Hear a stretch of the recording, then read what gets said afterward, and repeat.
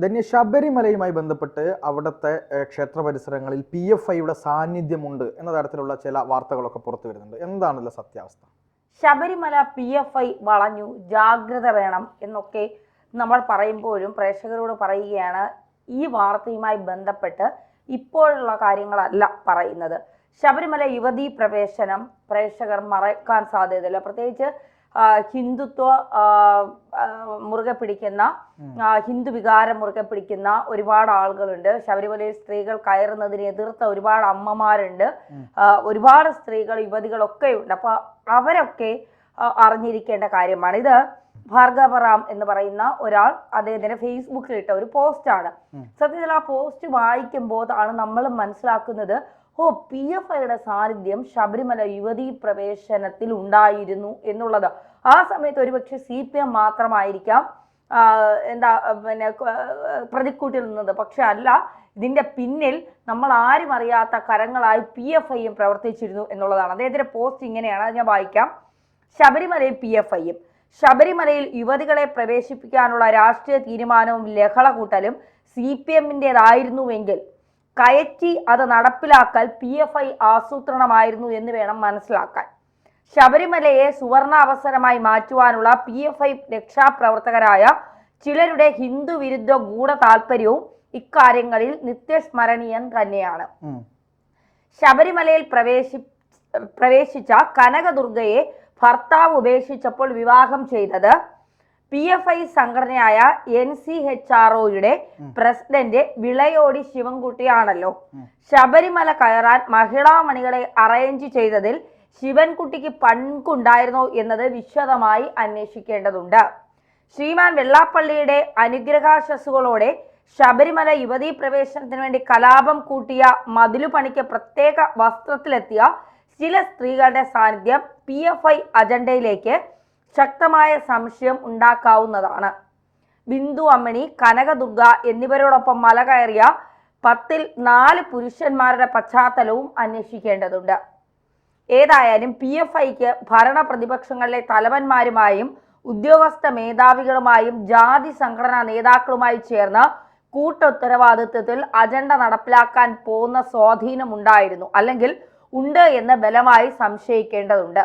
അതിനുശേഷം അദ്ദേഹം എഴുതിയിട്ടുണ്ട്, സന്നിധാനത്ത് പർദ്ദയിട്ട് തന്നെ യുവതികൾ കയറണമെന്ന പിടിവാശി കോയ സാഹിബിൻ്റെതാകും. ഡ്രസ് കോഡിന് പ്രത്യേക പേയ്മെന്റും കിട്ടിക്കാണും. നാട്ടിൽ നിൽക്കക്കള്ളി ഇല്ലാതെ ഡൽഹിയിലേക്ക് പോയ ബിന്ദു അമ്പണിക്ക് സംരക്ഷണം കൊടുക്കുന്നത് ജാമ്യ കക്ഷികളാണ് എന്നതും ചേർത്ത് വായിക്കണം.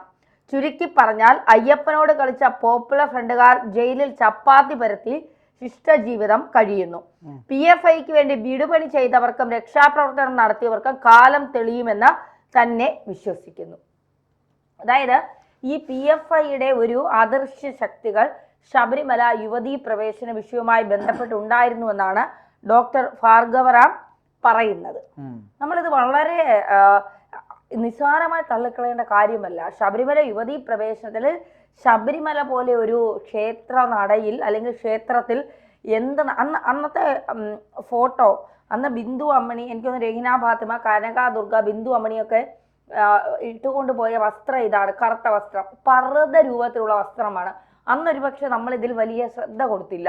പിന്നീട് ഇപ്പം ഇദ്ദേഹമൊക്കെ പറയുമ്പോൾ അത്തരത്തിൽ ശബരിമലയെ തകർക്കാനുള്ള, ശബരിമലയിലെ യുവതികളെ കയറ്റിക്കൊണ്ട് അവിടുത്തെ ക്ഷേത്ര അനുഷ്ഠാനങ്ങൾ, ആചാരങ്ങൾ, വിശ്വാസങ്ങൾ തകർക്കാൻ PFI എന്ന് പറയുന്ന നിരോധിതമായ സംഘടന പ്രവർത്തിച്ചിട്ടുണ്ടോ, അതും കൂടി കണക്കിലെടുത്താണ് ആ സംഘടനയെ നിരോധിക്കാൻ കേന്ദ്ര സർക്കാർ തീരുമാനിച്ചത്. സംശയിക്കേണ്ടതല്ലേ?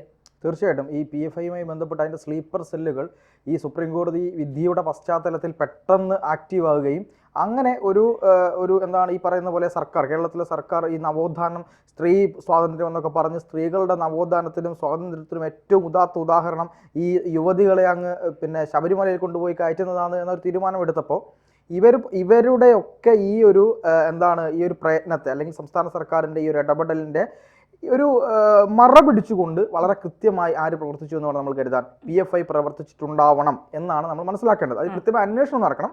പക്ഷെ നമുക്ക് ഇങ്ങനെ സംശയിക്കാവുന്നതാണ്. കാരണം ഈ ഫേസ്ബുക്ക് പോസ്റ്റ് ഡോക്ടർ ഭാർഗവരാം പറയുന്നത് പോലെ അത്തരത്തിൽ ഏതെങ്കിലും തരത്തിൽ PFIയുടെ ഇടപെടൽ ഉണ്ടായിട്ടുണ്ടോ, ഉണ്ടായിട്ടുണ്ടെങ്കിൽ അതിന് കൂട്ടുനിന്നത് ആരാണ്, ഏത് രീതിയിലാണ് ഇവരിത് ഈ ഒരു കാര്യത്തെ ഈ പറഞ്ഞതുപോലെ ഈ ശബരിമല വിഷയവുമായി ബന്ധപ്പെട്ട് ശബരിമലയിലെ ആചാരങ്ങളിൽ ഭംഗം വരുത്തി ഹിന്ദു വിശ്വാസങ്ങളിൽ ഒരു ഒരു വിഷമകരമായ ഘട്ടത്തിലൂടെ കൊണ്ടുപോയിട്ട് ആചാരത്തെ തകർത്ത് കളയുക എന്നൊരു ലക്ഷ്യം ഇവർക്ക് ഉണ്ടായിട്ടുണ്ടോ എന്നത് കൃത്യമായി അന്വേഷിക്കേണ്ട കാര്യമാണ്. പിന്നെ ഞാൻ അതിലും വലുതായിട്ട് കാണുന്നത് ഇപ്പോൾ ഇതിലൊരു പേര് പറഞ്ഞിട്ടുണ്ട്, വിളയോട് ശിവൻകുട്ടിയുടെ പേര് പറഞ്ഞിട്ടുണ്ട്. അത് ഈ PFI പോലുള്ള സംഘടനകൾ അവരുടെ രാഷ്ട്രീയ മുഖമായിട്ടുള്ള രാഷ്ട്രീയ പാർട്ടികളിൽ, അവരുടെ സർക്കാർ അനുകൂല സംഘടനകളിൽ, അവരുടെ സർക്കാർ അനുകൂല സംഘടന എന്നല്ല, സർക്കാർ ഗവൺമെൻറ് ഓഫീസേഴ്സിൻ്റെ സംഘടനകളിൽ, ഈ ചില NGOകളിൽ, ചില സാമൂഹിക പരിസ്ഥിതി സംഘടനകളിൽ ഒക്കെ ഹിന്ദു നാമധാരികളായിട്ടുള്ള ആളുകളെ വല്ലാതെ ഒളിച്ചു കടത്തുന്നുണ്ട് ഇന്ന് നേതാക്കന്മാരായിട്ട്. ഇതിൻ്റെ ഒരു കാര്യം എന്ന് പറയുന്നത്, പ്രത്യക്ഷത്തിൽ നമ്മൾ ഇതിൻ്റെയൊക്കെ പേര് കേൾക്കുമ്പോൾ എന്താണ് വിചാരിക്കുക, ഒരു ഹിന്ദു നാമധാരിയുടെ പേര് കേൾക്കുമ്പോൾ പെട്ടെന്ന് ഇതൊരു SDPIയുടെയോ അല്ലെങ്കിൽ പോപ്പുലർ ഫ്രണ്ടിൻ്റെയോ ഒരു സംഘടനയാണ് എന്നുള്ളൊരു തോന്നൽ നമുക്കുണ്ടാവില്ല. പുരോഗമനമാണ് ഇവർ പറയുക, സാമൂഹ്യ പ്രസക്തിയുള്ള ദാരിദ്ര്യത്തിൻ്റെ അടിച്ചമർത്തപ്പെട്ടവരുടെ കാര്യങ്ങളാണ് ഇവർ സംസാരിക്കുക. അപ്പോൾ നമ്മൾ തീർച്ചയായിട്ടും വിചാരിക്കുക ഒരു കേരളത്തിൻ്റെ ഒരു ഇടത് പുരോഗമന മനസ്സുണ്ട്, അപ്പോൾ അതാണ് എന്ന് ചിന്തിച്ചുകൊണ്ട് നമ്മൾ അതിലേക്കാണ് പോവുക. പക്ഷേ ഇവരുള്ളിൽ കൂടി എന്ത് ചെയ്യും, ഈ പറയുന്നത് പോലെ ഇവരുടെ ഇന്റേണൽ ജിഹാദ്, ആഭ്യന്തരമായിട്ടുള്ള കാര്യങ്ങൾ, അതിലൂടെ മറ്റു മതവിഭാഗങ്ങളെ തകർക്കാൻ, മറ്റു മതവിഭാഗങ്ങളുടെ ആചാരങ്ങളെ തകർക്കാൻ, അവരുടെ ഒരു കോൺഫിഡൻസ് ഇല്ലാതാക്കാൻ ഏതൊക്കെ സാഹചര്യം ഉണ്ടാകുമോ ആ സാഹചര്യങ്ങളിലൂടെയൊക്കെ അവർ കടന്നു പോകില്ല എന്ന് നമുക്ക് എങ്ങനെ വിശ്വസിക്കാൻ കഴിയും? ഇപ്പോൾ SDPIയുമായി ബന്ധപ്പെട്ട് EDയുടെ റിപ്പോർട്ട് എന്ന് പറയുന്നത് ഹിന്ദു നാമധാരികളെ പണം കൊടുത്ത് വാങ്ങി ഇവരുടെ നേതൃനിരയിൽ എത്തിച്ചു എന്നതാണ് ഈ പറയുന്ന റിപ്പോർട്ട്. അതും ഈ പോസ്റ്റും തമ്മിൽ ചേർത്ത് വായിക്കണം എന്നാണ് ഞാൻ മനസ്സിലാക്കുന്നത്. അന്ന് ഈ കനകദുർഗയെ പിന്നീട് കല്യാണം കഴിച്ച വ്യക്തി ഇതുമായി ബന്ധപ്പെട്ടുള്ള ആളാണെന്ന് പറയുമ്പോൾ നമുക്ക് ന്യായമായി സംശയിക്കാമല്ലോ. ബിന്ദു അമ്മിണിക്ക് കേരളത്തിൽ നിക്കപ്രതി ഇല്ലാതായത് എങ്ങനെയാണ് എന്നുള്ളത് നമ്മൾ ആലോചിക്കണം. ബിന്ദു അമ്മിണി ഡൽഹിയിലേക്ക് പോകുന്നു, ഡൽഹിയിൽ ഈ പറയുന്ന ജാമിയക്കാരുടെ സംരക്ഷണത്തിൽ നിൽക്കുന്നു. ജാമിയക്കാർ എന്തുകൊണ്ട് ബിന്ദു അമ്മിണിയെ സംരക്ഷിക്കുന്നു? ജാമിയക്കാരുടെ ഏതെങ്കിലും അമ്മായിയുടെ മോളാണോ ഈ പറയുന്ന ബിന്ദു അമ്മിണി? അല്ലല്ലോ. ഇവർക്ക് ഏതെങ്കിലും തരത്തിൽ സഹായം ചെയ്ത് കൊടുത്ത ആളല്ലല്ലോ. ഒറ്റ കാര്യമേ ഉള്ളൂ, ശബരിമലയുമായി ബന്ധപ്പെട്ട് ശബരിമലയെ തകർക്കാൻ വേണ്ടി ശബരിമലയിലേക്ക് കയറി എന്നുള്ളതാണ് ഇവർക്കുള്ള ഒരു അനുകൂല ഘടകം എന്ന് പറയുന്നത്. യഥാർത്ഥത്തിൽ സുപ്രീം കോടതി പോലും ആവശ്യത്തിന് വസ്തുതകൾ പരിശോധിക്കാതെ ആയിരുന്നു അന്ന് ആ വിധി ഉണ്ടായത്. ഒരു ക്ഷേത്രത്തിൽ ഏകപക്ഷീയമായി സ്ത്രീകളെ പ്രവേശിപ്പിക്കുന്നില്ല എന്നതായിരുന്നു സുപ്രീം കോടതി അടക്കം കണ്ടിരുന്നത്. പക്ഷെ അങ്ങനെയല്ല എന്ന് മനസ്സിലാക്കിക്കൊണ്ടാണ് അത് പിന്നീട് ഒരു റിവിഷൻ പെറ്റീഷനായിട്ട് പോവുകയും അത് പരിഗണിക്കാൻ സുപ്രീം കോടതി തീരുമാനിക്കുകയും ചെയ്തത്. അതുവരെ കൃത്യമായിട്ട് അതുവരെ ഈ ഒരു വിഷയത്തിന് സ്റ്റേ എന്നുള്ള നിലയിലാണ് ഇപ്പോൾ പോയിക്കൊണ്ടിരിക്കുന്നത്. ഇതുവരെ സുപ്രീം കോടതി കൈകൊണ്ട് തൊട്ടിട്ടില്ല. എന്താ കാര്യം? സുപ്രീം കോടതി തൊടാത്തത് ഇത് വലിയൊരു വിഷയമാണ് എന്നും വലിയ പ്രശ്നമുണ്ട് എന്നും സുപ്രീം കോടതിക്ക് മനസ്സിലായതുകൊണ്ടാണ് സുപ്രീം കോടതി തൊടാഞ്ഞത്. അപ്പോൾ ഇതിൻ്റെ പുറകിൽ പ്രവർത്തിച്ച ആളുകൾ ആരൊക്കെയാണ്, എന്തായിരുന്നു അവരുടെ ഉദ്ദേശം, ഈ പറയുന്ന പോലെ പർദ്ദ രൂപത്തിലുള്ള വസ്ത്രം ധരിച്ചുകൊണ്ടാണ് അവർ അന്ന് അവിടേക്ക് കയറിയത് എന്നുള്ളതൊക്കെ നമുക്ക് മനസ്സിലാക്കാവുന്ന കാര്യമാണ്. ഇതിൻ്റെ പിന്നിൽ അജണ്ട ഉണ്ടോ എന്നുള്ളത് നമ്മൾ ചിന്തിക്കേണ്ട വിഷയം കൂടിയാണ്.